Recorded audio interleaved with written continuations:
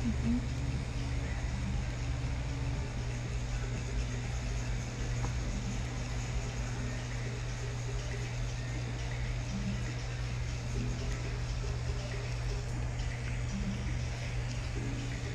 guys, buenas tardes.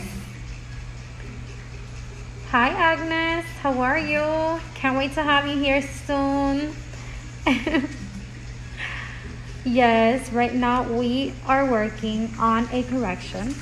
Her brows were microblading before, and as you can see, her skin is a little combination, more oily than a combination, and her hair was very thin. So this is a common problem we have a lot of times, is that prior artists, they do not evaluate the skin of the client, and they compromise the skin because they do not choose the right procedure that's gonna give the benefits that the client is looking for.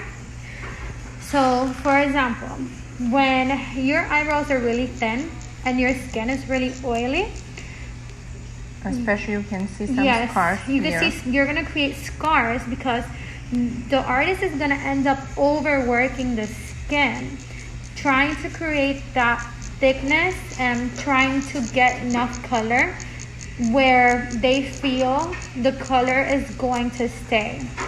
So why is this a problem? Because a lot of times clients, they feel like they did the procedure and they didn't get the results that they were looking for. And also artists, because obviously sometimes it's not the artist's fault that they were not able to achieve certain results. It's just the way that they were taught. That's why we're passionate about teaching and helping not only our clients, but also our students, that we help them grow as artists. So some of our students are beginners, some have already some experience, but at the end of the day, our main goal is the quality of the service, the quality of the procedure. And as you can see here, we're doing ombre in a way where there is a very thin layer, and you could see the pixels. So you could see very fine, very thin pixels. It's not like just a powdered effect where it's solid. It's more of like a fluffy effect where it just looks more natural. So at the end of the day, when the client heals and when the procedure is done, it's going to look very much as they were expecting microblading more or less to look like. So here you could see the color is still absorbing on the skin. We're still in the process.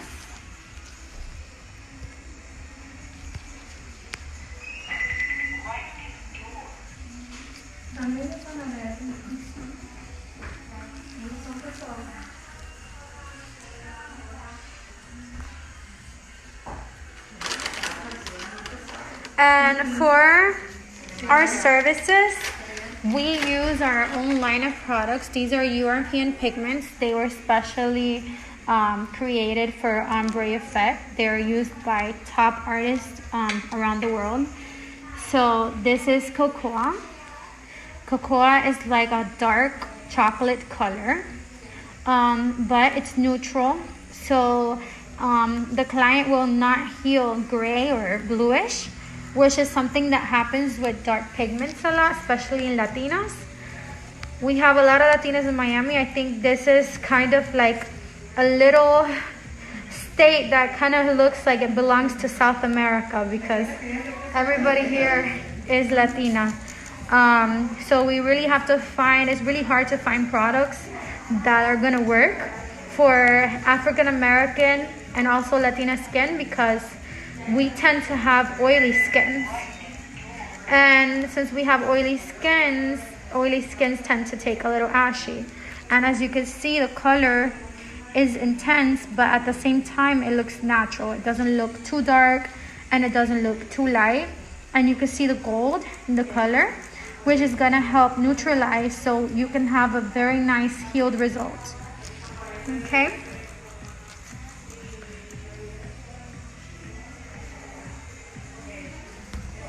Another thing that we observe a lot with a lot of work that we see online, there's very beautiful work that you could find on Instagram, but a lot of the work is very edited. So if when you close up and you get really close to the work, you could see that the eyebrows are very outlined. So what I refer to that is that usually you see like a line on the border, the upper border and the lower border, sorry, which is not recommended so much for ombre, because ombre is supposed to have an effect where it's actually lighter on top and it's more defined in the bottom line of the eyebrow, and it looks more natural when you could see the different intensities of color, because it imitates the natural brow a lot more. So I just want to advise, like, you know, when you're looking into somebody's work, really zoom in so you could see the details,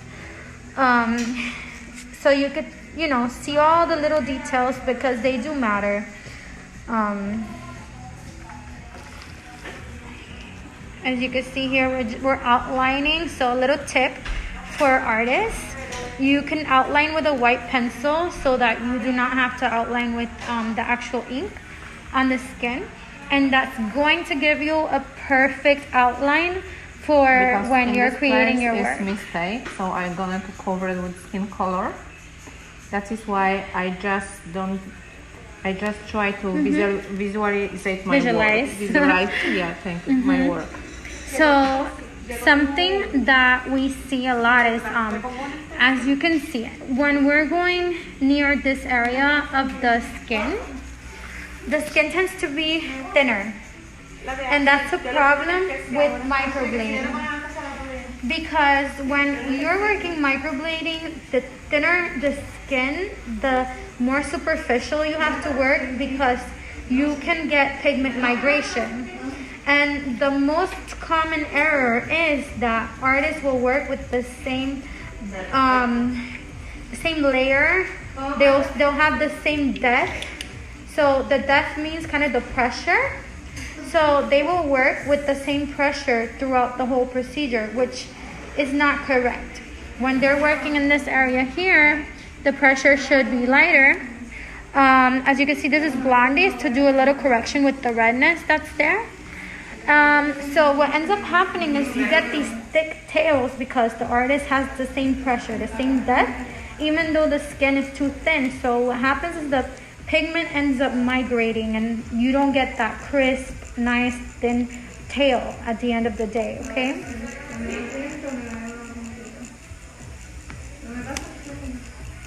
So here you can see we're neutralizing, because as well, previous microblading, there's previous color there. It has to be neutralized so that when pigment is healed, client will get a natural makeup look instead of having the different tones from the new pigmentation plus the past microblading that was done prior as well, okay?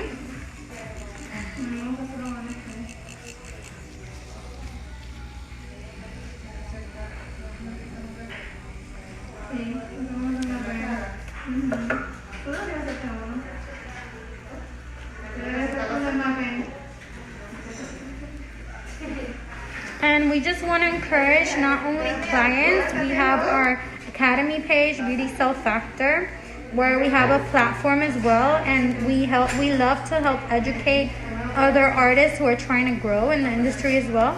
So if you are in the industry and you feel a little frustrated with color, needle selection, anything, we will be more than happy to give you guys, tips.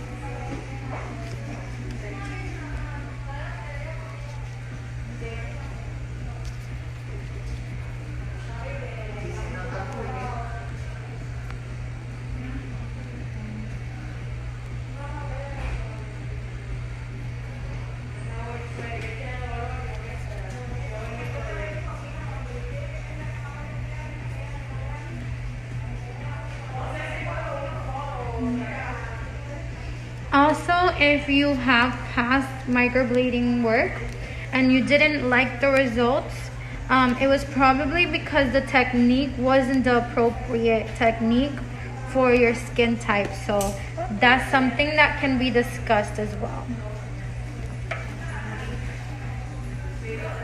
Another common mistake of permanent makeup that we see a lot of, especially with the Latin artists, because I can say it, I'm not racist, I'm Spanish myself, I'm from Puerto Rico, right? So I can say whatever I can from Latinos because I am Latina myself. So another common mistake is that... But she look like European. I look European? Oh my God. Okay, I'll let you guys see. You tell me what you think. I'm a blonde, I'm a white-ass Puerto Rican girl.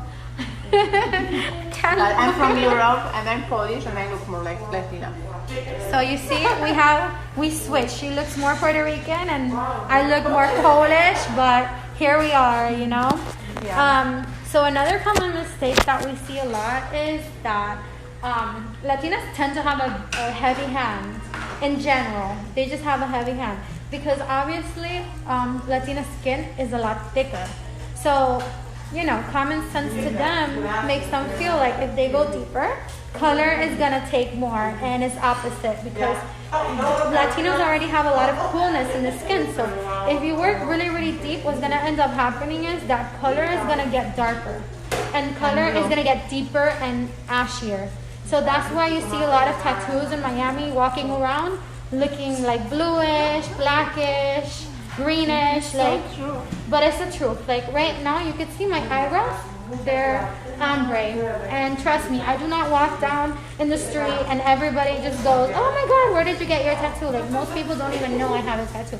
And that's what's beautiful about doing this correctly, that you can actually make it look really, really, really natural, but you just have to know exactly how to do that. So I hope with these tips that I was able to tell you and a little demonstration that we showed you here, you were able to understand a little bit more about permanent makeup and ombre and the different techniques. So I hope you have a very blessed day. Bye. Ashley. Bye guys.